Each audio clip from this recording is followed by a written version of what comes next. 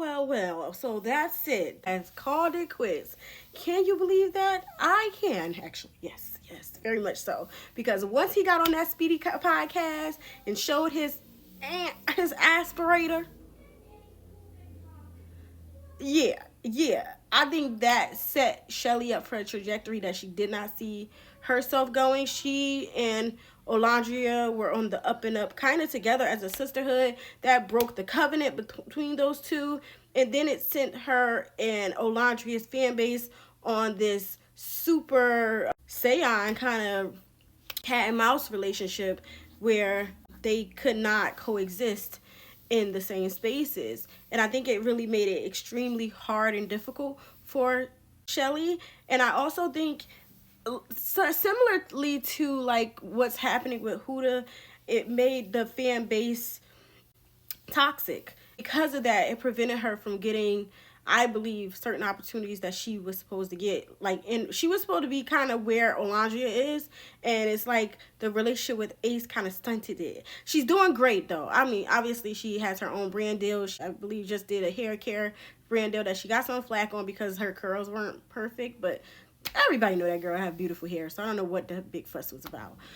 But she's had some great brand deals. I saw her do like the shark straightener here and there, and I saw a few other things. But I think had, and Chelly, her and Andrea remained friends, I think the relationship and the career would have flourished into something that would have even maybe surpassed PPG.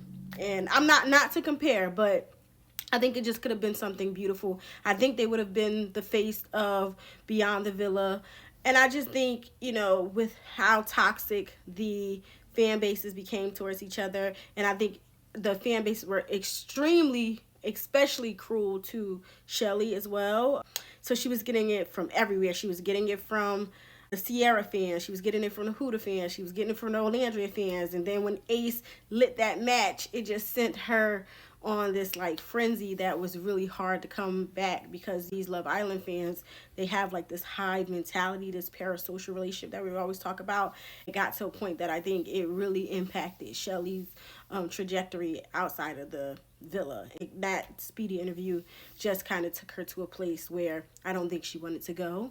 And I think it probably, even though they love each other and they have great rapport with one another, as she mentioned in this interview, I think it's just a hurdle that is probably extremely hard to get over once you have blow after blow by a partner that is trying to just be innocent as well. He's not trying to cause chaos, but he ended up doing a detriment to himself and the relationship in that interview. And I think it's just hard to recoup after that.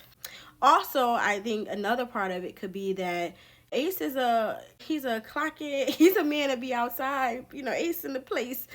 I don't know the words, but y'all know what I'm talking about. He like, Ace in the place. Somebody bing. And he be outside. That would be dancing everywhere he go. And I don't know if Chelly that's her speed. Like, even her socials prior to coming on Love Island, she was very like the mysterious girl.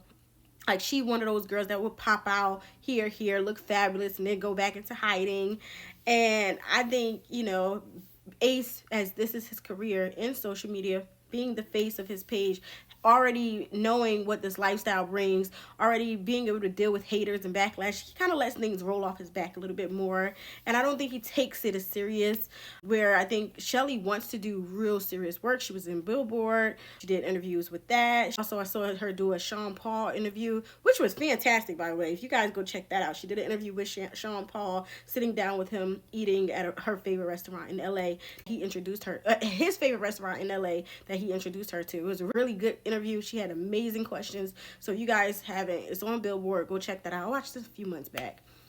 And then she also, I think, wants to be taken serious. And I think because, Ace is just like a chill guy and he doesn't take things so serious, it just eventually was a clash of the minds.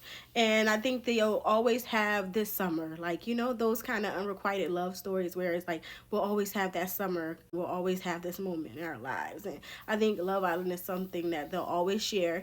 And who knows, life is so unpredictable. Maybe one day they'll find their way back to each other, but even if they don't, what they shared, and even as a viewer, the love story that we experienced and shared with them was really beautiful, and I'm really happy that they shared a part of their lives with us. So I'm happy that she's happy. I hope he's going to do well in his life, and I wish her all the best moving forward. But I have a feeling that this might have been a pretty good move for her, if you ask me.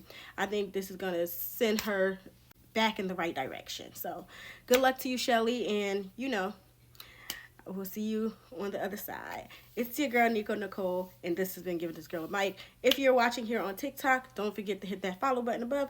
If you're watching here on YouTube, don't forget to like, comment, and subscribe. I'll talk to you guys later. Peace. Oh, Lord Ace, you was something else, boy.